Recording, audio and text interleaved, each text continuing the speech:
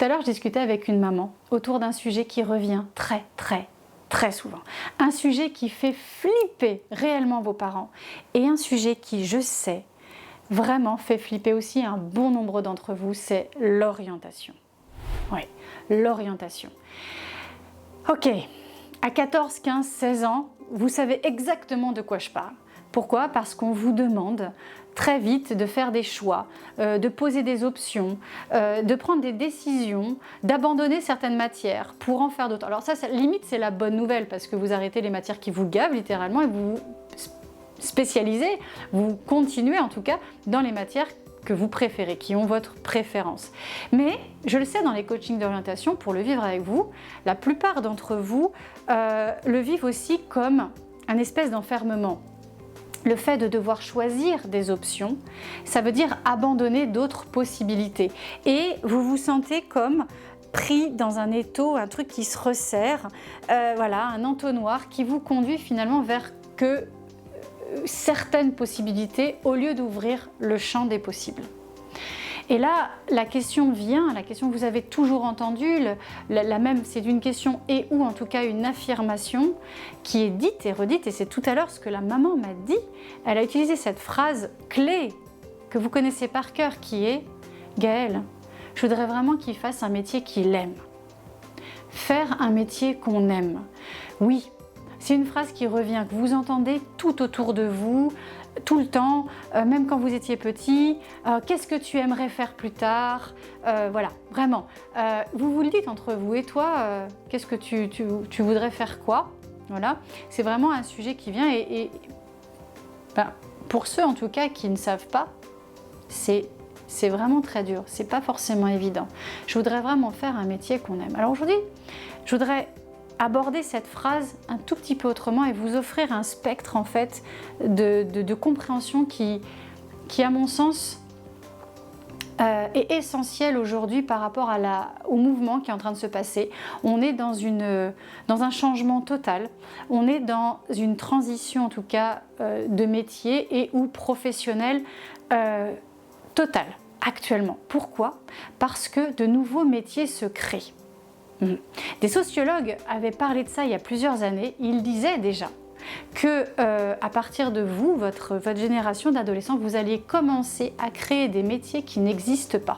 Des métiers dont on n'a aucune idée. Des métiers qu'on ne connaît pas, qu'on ne peut même pas envisager. C'est la beauté de la chose, mais en même temps, c'est le gros flippomètre hyper aigu aussi de la chose, parce qu'il n'y a pas de repère, il n'y a pas d'existence, il n'y a pas de continuité, il n'y a pas de cycle d'études. Qu'est-ce que je veux faire? Je ne sais pas. Parce qu'aujourd'hui, en fait, quand on regarde les études et les métiers qui sont disponibles, entre guillemets, au bout, offrent un panel assez réduit. Vous voyez, voilà, les métiers, c'est ça, et finalement, par rapport à tous ces métiers, qu'est-ce que j'aimerais faire? Et là, ça crée un couac. Et là, ça crée un problème. Parce qu'on a vraiment l'impression qu'on va s'enfermer dans quelque chose. Alors, je voudrais vous dire déjà une information importante qui va peut-être, en tout cas pour certains d'entre vous, vous apporter de l'air et de l'espace. La suite du raisonnement va continuer à rassurer ceux qui ne le sont pas maintenant. D'abord, sachez une chose, à travers ce que je vais dire du moins. Vous ne ferez pas qu'un métier, vous ferez des métiers, ok? Vous allez pouvoir avoir tout le temps le choix de vous reconvertir, de choisir, de faire autre chose. Vous pourrez à un moment donné vous sentir comme à l'étroit dans la profession que vous faites. Si vous le ressentez, vous allez pouvoir avoir le choix d'évoluer au sein peut-être de la même entreprise et ou de changer, de vous reconvertir, de partir vers autre chose. Et c'est ce qu'on a commencé à voir maintenant et c'est surtout ce qu'on va continuer à voir. Okay? Les études aujourd'hui sont un support qui vous permettent d'avoir comme un premier bagage, une compétence, mais ce n'est pas une fin en soi. Ce n'est pas une fin en soi, je vous assure.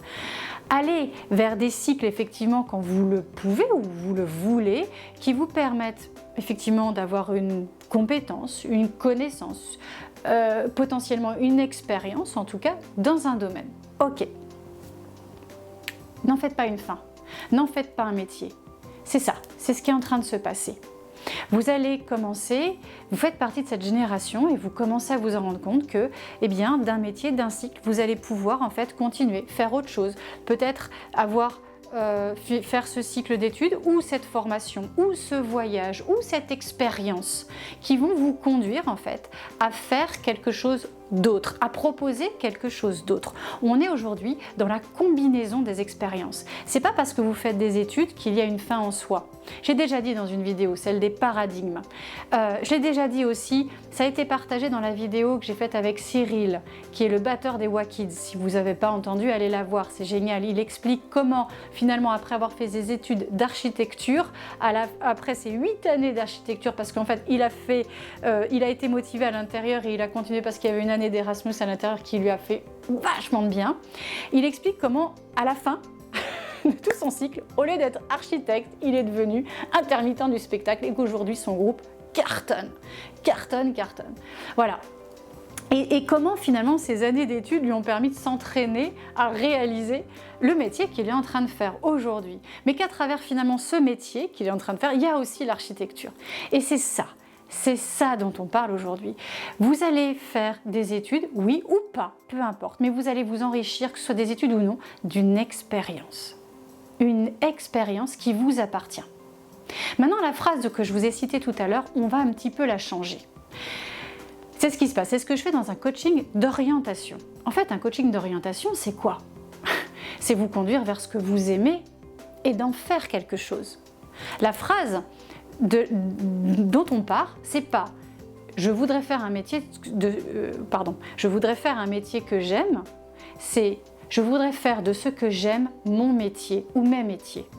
Voilà, on inverse le processus. Je voudrais faire de ce que j'aime mon métier ou mes métiers, parce que vraiment, pensez-y, ça reste vraiment au pluriel, beaucoup. Donc, ce que vous pouvez faire dès maintenant, c'est commencer à établir une liste de tout ce que vous aimez. Puisqu'on part de ce que vous aimez, alors dressez-en la liste. Commencez à écrire. Et lâchez-vous, hein. Ne dites pas oui, mais c'est pas un métier. On s'en fout complètement. Mais alors, on s'en tamponne le coquillard, vous y allez, vous prenez 1, 2, 3, 15 feuilles, un bouquin s'il faut. Mais vous écrivez tout ce que vous aimez, tout ce que vous aimez faire, tout ce qui vous plaît, tout ce qui vous excite, tout ce qui vous rend curieux. Qu'est-ce qui vous motive? Qu'est-ce qui vous met en énergie? Qu'est-ce qui vous intéresse? Qu'est-ce que vous aimez? Et vous écrivez tout ce qui vient, tout. Et là, la liste ne doit pas être exhaustive. Vous vous lâchez littéralement. Et vous partez de là. À partir de là, vous allez vous rendre compte qu'à travers cette liste, il y a des grands groupes qui vont se réunir. Ce que vous aimez, peut-être c'est être tourné vers les autres.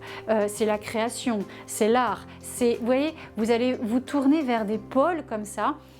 Tout ce que vous aimez va à peu près avoir une essence commune. Ou peut-être une ou des essences communes. D'accord.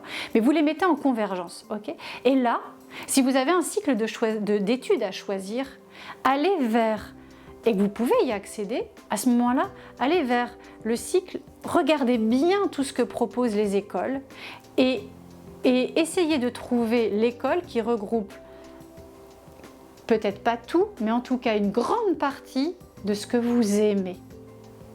Il ne faut pas toujours tout couvrir. Une école aujourd'hui peut difficilement tout couvrir, quoique c'est possible, attention. Mais si ça ne couvre pas tout, prenez l'école qui prend au moins 50% des éléments que vous aimez. Ok? Prenez-les. Et si vous voulez continuer, allez-y. En vous disant bien une chose, c'est que ce n'est pas une fin en soi. Ouais. Vous allez peut-être aller dans cette école et après faire autre chose, une autre formation. Vous allez peut-être avoir effectivement un diplôme qui va vous permettre de rentrer dans la vie active. Ok, c'est cool. Mais ça ne veut pas dire que vous allez vous arrêter pour autant parce que votre liste de ce que vous aimez, vous pouvez continuer à en faire quelque chose. Vous pouvez bosser, faire autre chose. Et là, les exemples, je vous assure, ils sont multiples et variés. Combien de fois après un bac, on a la situation de faire une pause, une année sabbatique? Ouais, réellement. Après le bac, quand on est perdu, quand on ne sait pas, eh bien, on ne sait pas. Eh bien, c'est d'accord, c'est vrai. Alors dans ce cas-là, toujours le premier conseil en tout cas que j'apporte, c'est fais une pause, une petite année. Tu as 18 ans, tu as 17, 18 ans, c'est cool, bosse, va bosser, va faire un truc, tu peux te faire une expérience sur le tas, sur le terrain. Et ça fait du bien parce que ça va te permettre de faire ce que tu aimes, faire une expérience concrète dans ce que tu aimes, puisqu'on a élaboré tout ce qu'on aime.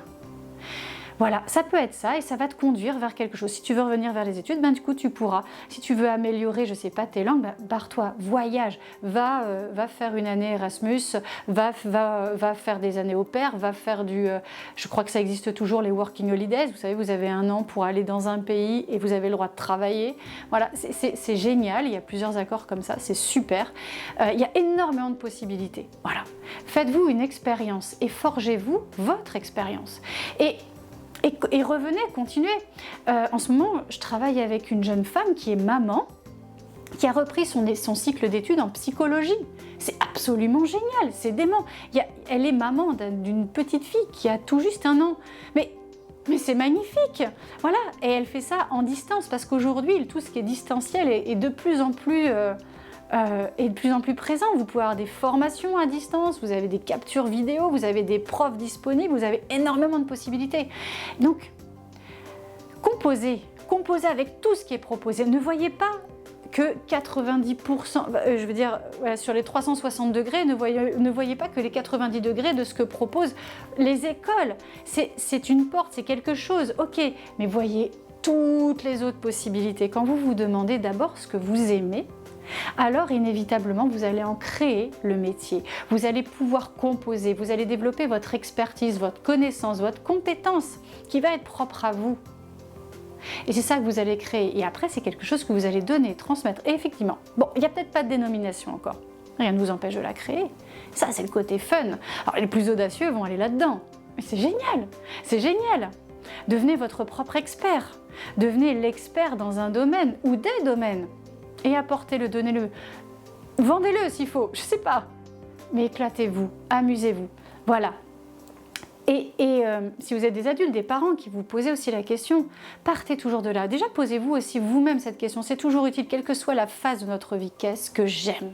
Parce que les burn-out, les grandes frictions ou les états de ressentiment qu'on a dans un monde professionnel viennent aussi de là. On ne fait plus du tout ce qu'on aime, on n'est plus du tout dans la position qu'on aime. Il faut savoir ce qu'on aime pour savoir partir vers ce qu'on aime. Vous voyez, parce que quand on part et qu'on démissionne et qu'on ne sait pas vers quoi on va aller, c'est pas toujours agréable. Hein. Mais par contre, quand on sait exactement ce qu'on aime, alors là on a ce qu'on aime faire, alors là on a une direction et on se réoriente beaucoup mieux.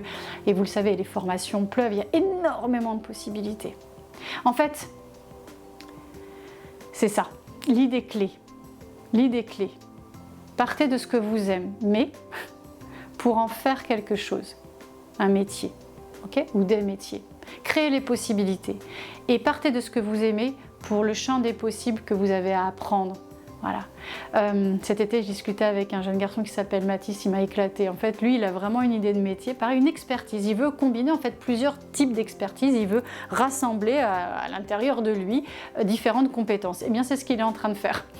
C'est ce qu'il est en train de faire. En fait, il va dans une école spécifique. Il fait même un double cursus ici au Canada. Il fait une école spécifique pour apprendre les points spécifiques qu'il a besoin d'apprendre, et puis une autre école spécifique qui le complète, et puis il sait qu'après il va combiner ça, et puis il va en faire une autre, et puis qui va se balader aussi, parce qu'il a besoin d'expérience il a besoin d'expérience concrète pour que ça devienne vraiment son expertise, sa compétence, sa maîtrise. Donc là actuellement il est à Madrid, et voilà, et tout va bien, il va avoir 20 ans, et c'est génial, voilà. Et il m'a dit cette phrase que j'ai adorée, il me fait, tu sais, moi je vois pas les études effectivement comme une fin en soi, en fait j'ai une idée, j'ai un objectif, j'ai un souhait, j'ai un rêve. Après, le chemin que je prends n'est que le chemin que je prends. C'est pas parce que je vois la destination ou une des destinations en tout cas par lesquelles je veux passer que je vais y aller tout droit. J'ai bien conscience que le chemin il va se faire un petit peu, c'est comme monter une montagne. Monter une montagne, pardon, c'est nul. Mais pour en tout cas la gravir et atteindre l'objectif sur cette montagne qui est en haut, le sommet, eh bien y aller tout droit ce serait trop difficile. Donc moi j'ai conscience que je prends mes petits virages et j'apprends et tout ça va me rendre encore plus fort quand j'aurai atteint l'objectif. Et finalement quand j'atteindrai l'objectif, je sais que j'en aurai à peu près 4 ou 5 autres derrière et ce sera très très bien comme ça parce que ce sera mon métier. Voilà, ne vous enfermez pas dans cette phrase. Il faut faire un métier que j'aime. Partez de ce que vous aimez pour en faire un métier. Voilà, changez, proposez autre chose et voyez comme le champ des possibles s'ouvre devant vous. Parce que le champ des possibles, il est juste immense dans cet état d'esprit-là. Et c'est génial comme ça. Merci beaucoup pour votre écoute. À bientôt.